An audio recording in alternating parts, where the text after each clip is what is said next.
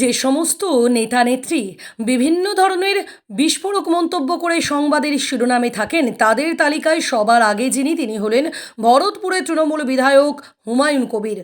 কখনো দলের বিরুদ্ধে, আবার কখনো বিরোধী দলের নেতা-নেত্রীদের বিরুদ্ধে, কিংবা কখনো তৃণমূল সুপ্রিমো মমতা বন্দ্যোপাধ্যায়ের বিরুদ্ধে তাকে নানান রকমের মন্তব্য করতে দেখা যায়। আর তাই তাকে বিশেষ পাত্তা দিতে চান না কেউই। এমনকি দলে যে বিশেষ গুরুত্ব আছে তা একদমই নয়।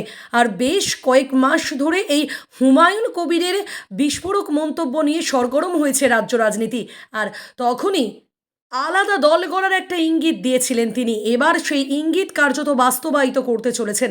শোনা যাচ্ছে আগামী 15ই আগস্ট তিনি একটি নতুন দল গড়বেন এবং সেই দল আগামী বিধানসভা নির্বাচনে মুর্শিদাবাদ, মালদহ, 2 দিনাজপুর এবং নদিয়ায় 50 থেকে 52টি আসনে প্রার্থী দেবে।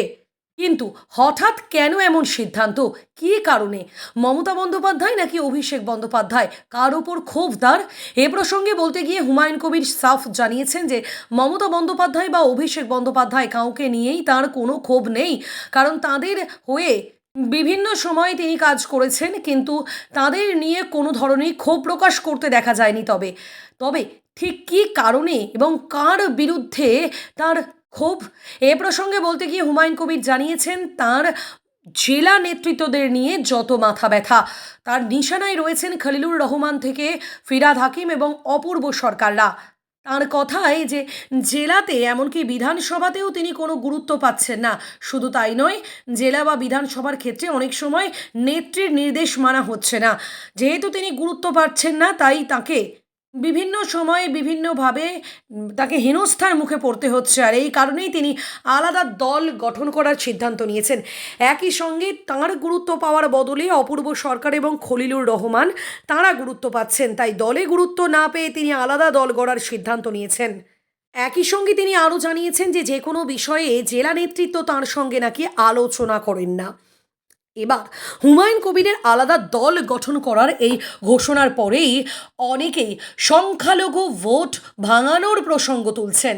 কারণ যেহেতু শাসক শিবিরের একটা বড় অংশ ভোট সংখ্যালঘুদের থেকে আসে, তাই আগামী বিধানসভা নির্বাচনে, অর্থাৎ 26-এর বিধানসভা নির্বাচনে সংখ্যালঘুদের একটা বড় অংশের ভোট তৃণমূল সরকারের থেকে সরে যেতে পারে বলে মনে করছে অনেকে।